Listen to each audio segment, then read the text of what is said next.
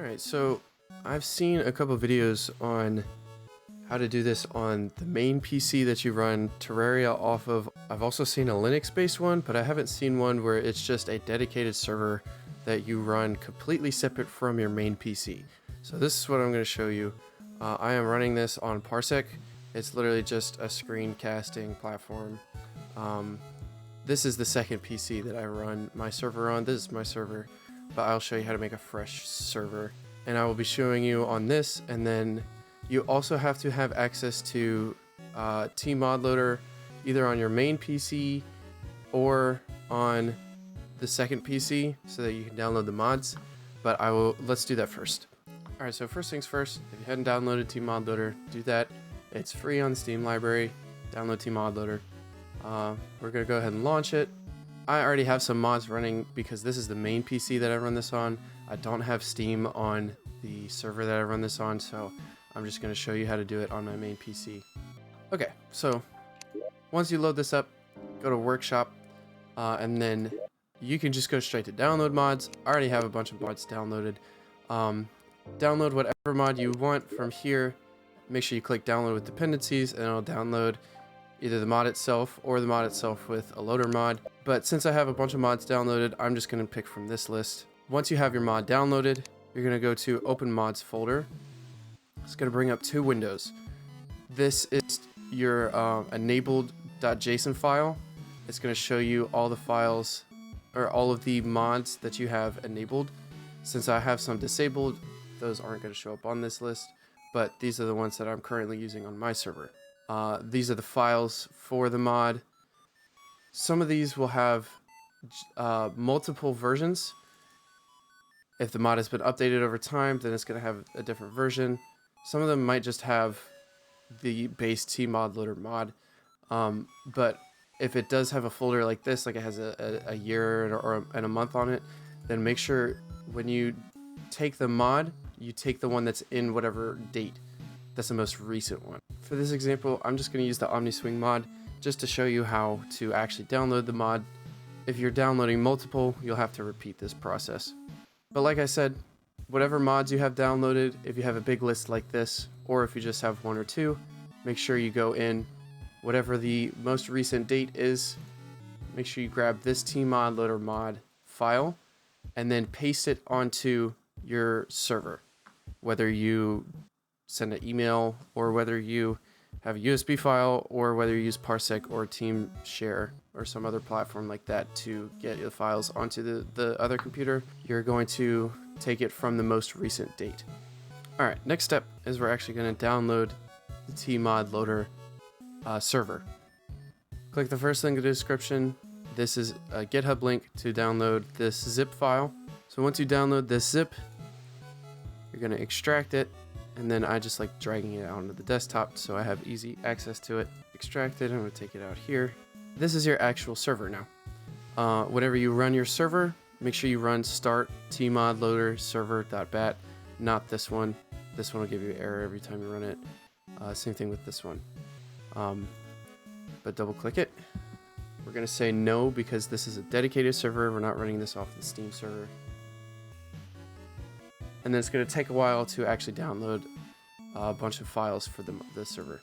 Alright, so now that it's done, your screen should look like this. It's going to tell you to either create or delete a new world and then a mods list. Now, since we actually haven't downloaded or put the mod in the correct spot, it's going to give you this error if you try to see your mods list, which is what we want. So you're going to go to this directory. It should be, if you go open File Explorer, if you go to Documents, you should have a Terraria folder here, and then you should have a tModLoader folder here, and then you should have a mods folder and a worlds folder. Once we actually get the server up and running, there will be more folders here, but there should be 3 folders here. And then all you do to download the mods to the server is you open up the mods folder, drag whatever mod you had, and then that's it. Also make sure whenever you drag the mod in here, whatever mods you had downloaded on the main PC and that you're going to run on the server, you also copy paste this list. I'm not copy pasting this whole list. I'm just going to copy paste the OmniSwing. And again, make sure you copy the whole thing. and then paste it into this enabled.json file. All of the text should be in the middle, and then the 2 brackets at the end.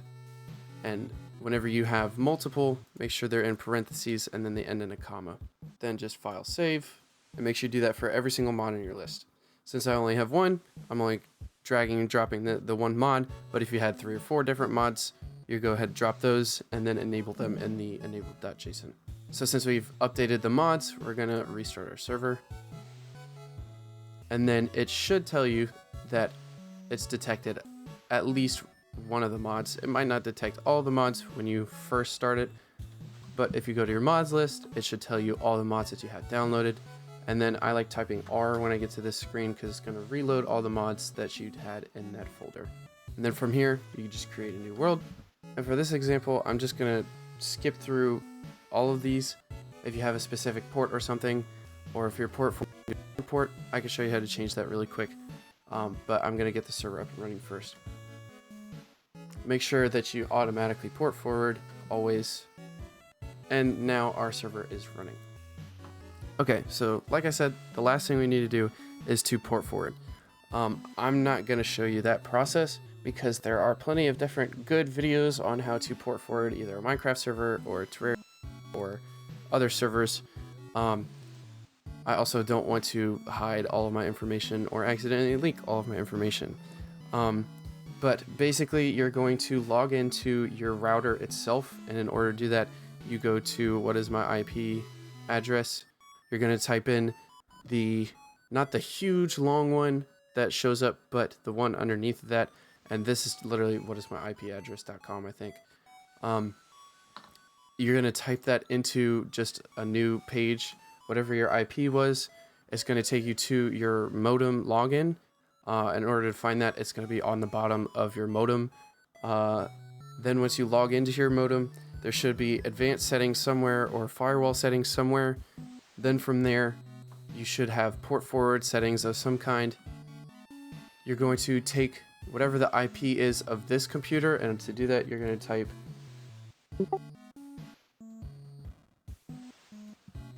in command prompt, you're just going to type ipconfig.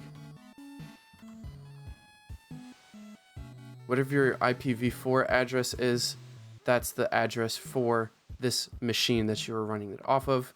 You're going to find that or just copy paste that into the port forward. And then whatever the port is, if you changed it or kept it the same, 7777, you're going to type that as the port forward. It should then ask you for a protocol and a schedule of when to run it. The protocol should be both, or UCP/TCP, and then the schedule should be always. Again, I kind of just gave an explanation of how to do it. I didn't really show you, but there are videos on how to actually do it. I'm just not going to give away any of my information. After you've port forwarded, we're going to go ahead and launch the server again, and I am going to launch tModLoader on this main PC. This is where you would change the port if you're running it off of a different port, but since I'm just running the base port, I won't have to always automatically port forward. Now my server is started. Alright, so once you've got tModLoader loaded up, multiplayer, and then join via IP, the IP that you are going to give people to join off of your server, again, you'll go to what is my IP address. The one that you are going to join off of is whatever the IPv4 address was when you type that into the IP config. You're going to type that into the join via IP. And then as you can see, we are playing on the server. Again, it says that I have joined, and there you have it.